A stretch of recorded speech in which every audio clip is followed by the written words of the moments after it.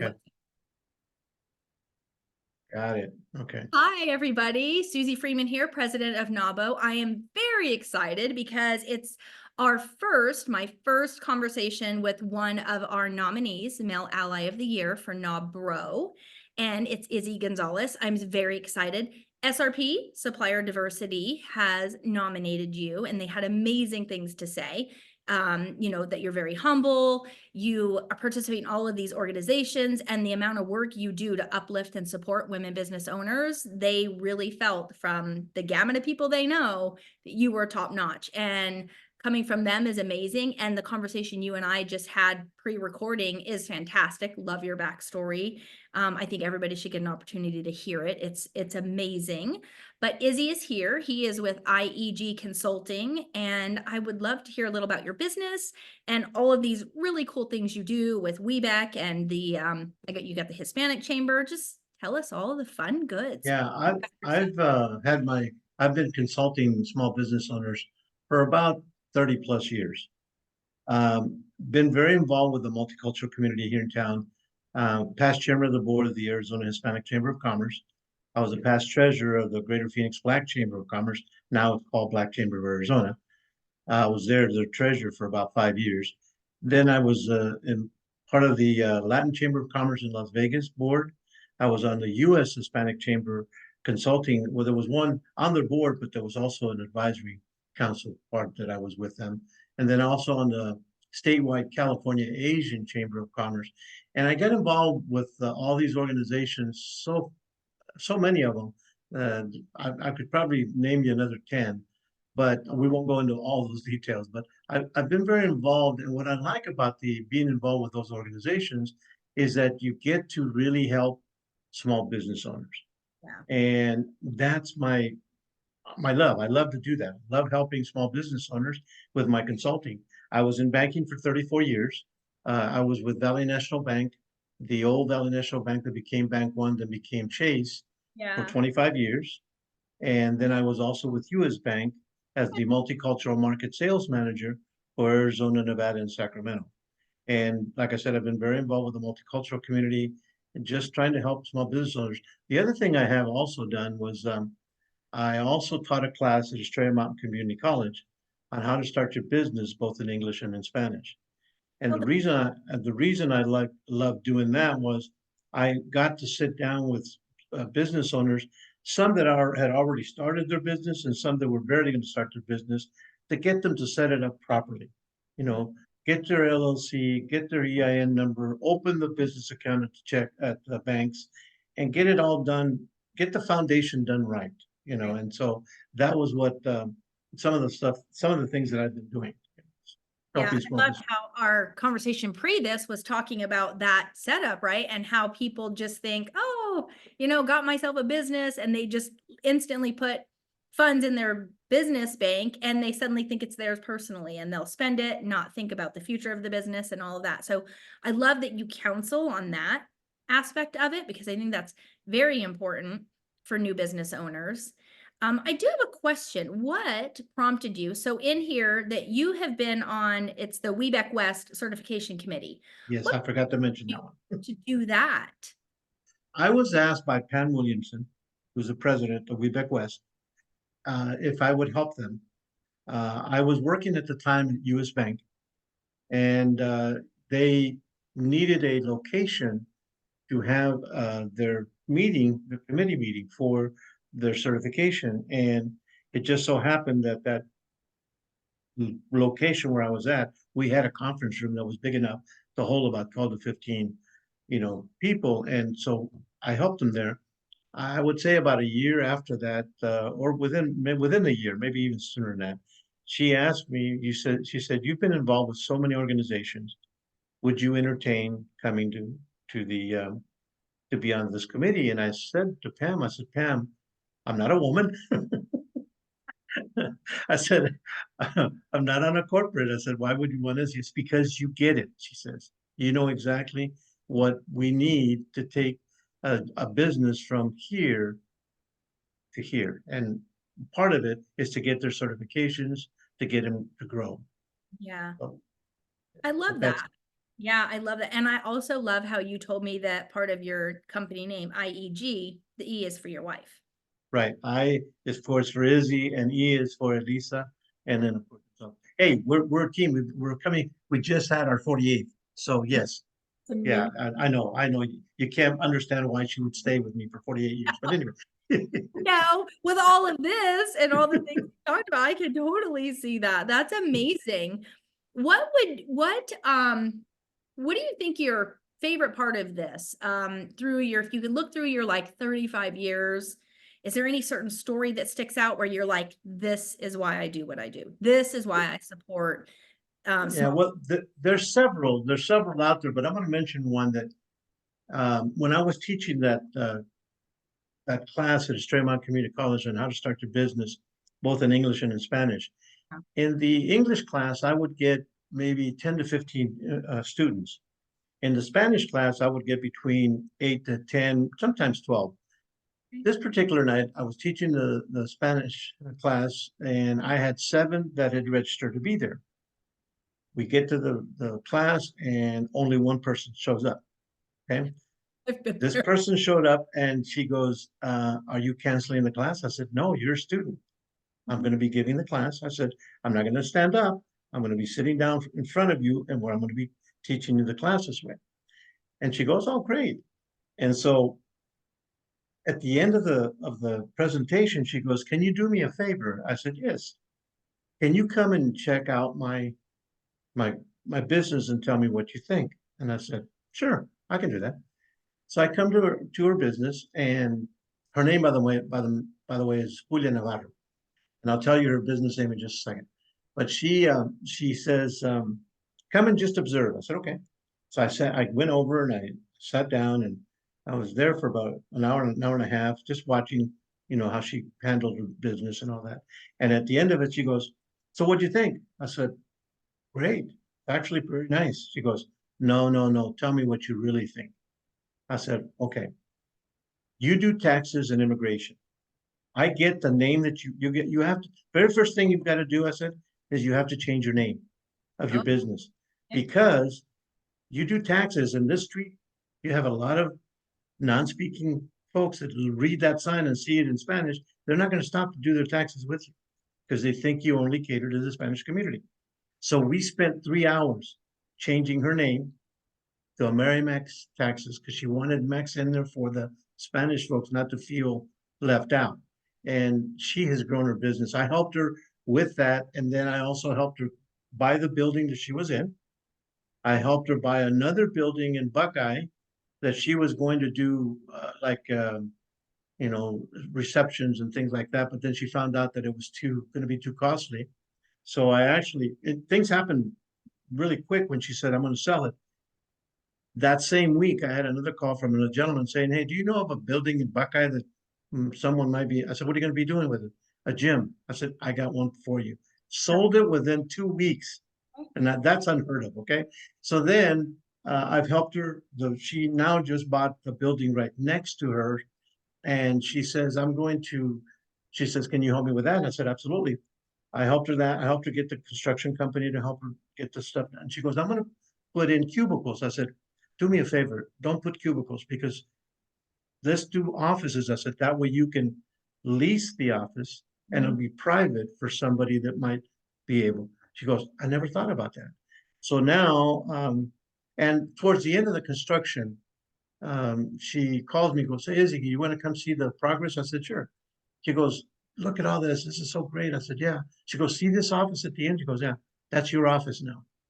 So I am now in her building, but That's I've helped her from beginning basically till now, and she's grown tremendously.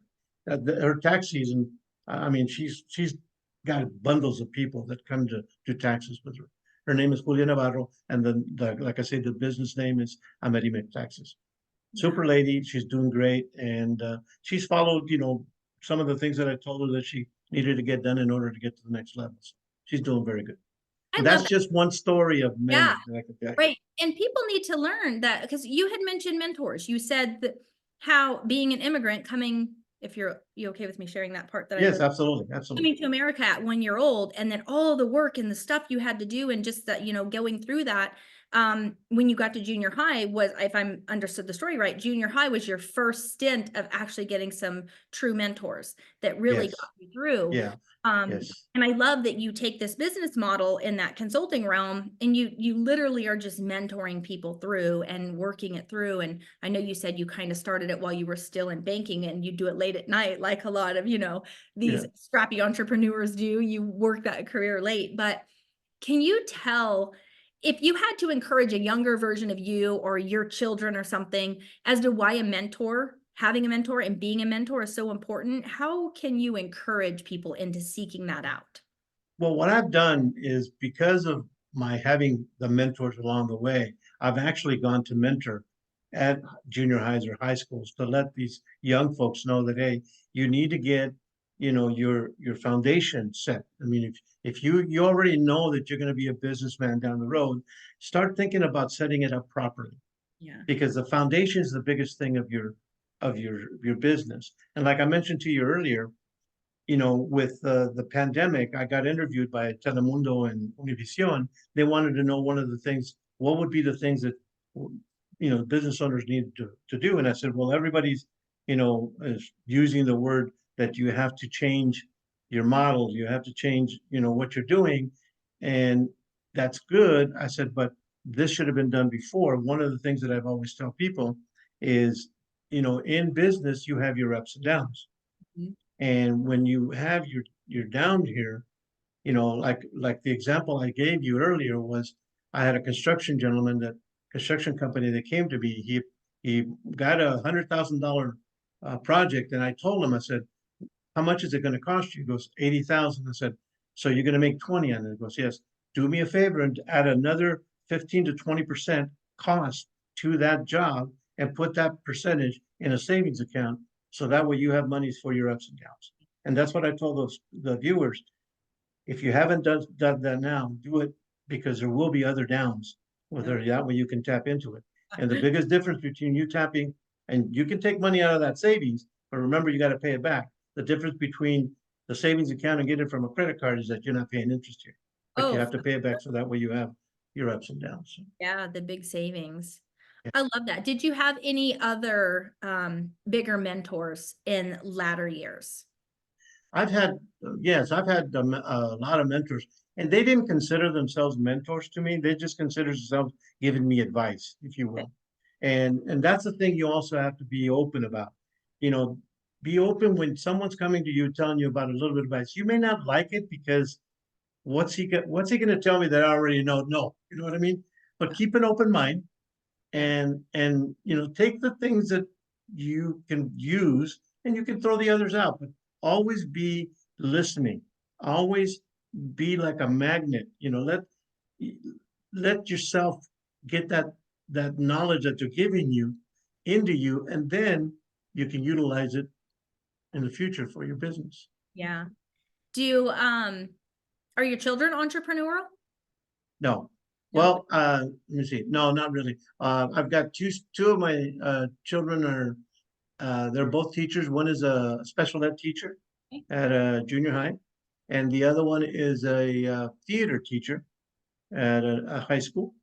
And then my oldest daughter works she's like a what do they call them? They're for pets, therapist, like the hospital, where she's like an assistant. Okay. And then she took classes for that. They all went to college. And then the youngest one works for a radio station here in town, La Campesina. It's a radio station. So Okay. she's like the one that does all the traffic control and everything for the 5 or 6 stations. And they're all doing very well. Did you say you have 4 daughters then? $2 and two men. Okay, I was 2 like, and 2. Boy, girl, boy, girl. I do not want 4 daughters. I feel so bad for those dads. Oh Yeah, my no, I had 2. Okay. Okay. Yeah, yeah, I have 3 daughters, but there's a big gap there. And 2 sons. What piece of advice can you give? Because what we've noticed, I'll tell you, and you probably have noticed the same. But what we're noticing is the ladies now coming into business. It seems like, yes, there are a lot of the millennial and the youngers, but there's also a really big flood of the women in that like next generation of their life. They've finished the corporate, they're empty nesting. They're like, hey, I'm going all in on something I love. Have you noticed that? And with that, what kind of advice in all your years mentoring, banking, consulting, can you give some of these older ladies coming into business? Like me at 50, if I'm like, I'm just going to go start my business today, you know, what's a big piece you can give? Well, I always tell the small business owners that I've been helping along the way. I just helped a gentleman I mentioned to you earlier. He's in flooring, that he had opened his business. And I told him, I said, do you have your LLC? Do you have your EIN number? Do you have a business account? Yeah. And he had a no to all of those questions I was asking. So if you're going to start a business, in your mind, you say you're going to do a business, set it up properly. Set it up to where you have an LLC. Set it up to where you get an EIN number. That EIN number is the social security of that business. And then take that information that you got from the Social Security and the Corporation Commission and take it to a bank and open a business account. Separate your personal from the business. It's your business, but it's separate from your personal. Agreed. If you're going to get a paycheck from the business, take it to your personal. Yeah. Separate the two always. That way you have a solid foundation. I like that. And I think that's something that gets missed on occasion, you know, coming in, you're like, oh, just start your little side gig. Once you start making good money, make it big later, make it legal later. So I love that piece of advice. And, you know, I appreciate you. We appreciate people like you. And this is why NAWBRO was so important to me to get started and do, because it is important that we acknowledge gentlemen like you. It's important to have you out there as a mentor. We love that perspective. We need that other perspective, your knowledge, your support, your help, all of those things. And so I just thank you for that. I thank you for sitting on all of these chambers and committees and pouring in what you know and what you have and all the things, and including your wife in this business and knowing that it's a partnership. I just think all of that's amazing. And I know you said, I don't do it for, you know, visibility or popularity. I just do it because I love it. And Right. acknowledging you is probably a little uncomfortable, but I do want to acknowledge you. And I think it's nice and you deserve that acknowledgement. And I would just want to say thank you. One other thing before we Yeah. go. The other thing that small business owners do not do and they need to do is, especially when you're going to go for a loan, do your business plan. Ah, Get the business plan done properly. You know, so because the banker's going to want to know where you're going to be wanting to take your business between now and a year, now and 3 years, maybe now and 5 years. That way they know where you're headed with that. And also make sure you have your financials in order. You know, your balance sheet, your income statement. So that way when you go get a loan, you have all the paperwork, and they're going to ask you for a business plan. So might as well have it ready. So yeah. that way, when you go into the bank, you have all the paperwork ready. Yeah. Coming from a banker, ladies. I appreciate you 34 again. years. Thank you for doing this. And I can't wait to see you on the 10th and see how this goes down. I'm very excited for you to Well, be. I appreciate the nomination. Like I said, I don't do it for recognition. I do it because I enjoy what I do. But it's an honor to be nominated, and I thank the supplier diversity team at SRP for putting me in front of you. So Yeah, I and thank you. SRP said that. They're like, he is very humble, and for him to acknowledge and accept this, it's gonna be, you know, out of the comfort zone. And their words, we're honored to nominate Izzy because you're just a fantastic human in their eyes, and from what I know of you, amazing. And I appreciate you. Well, thank you. Appreciate that. Thank you so much again, for being nominated. That, to me, that's an honor already in itself. Oh, I Thank you appreciate it. so much. Thank you.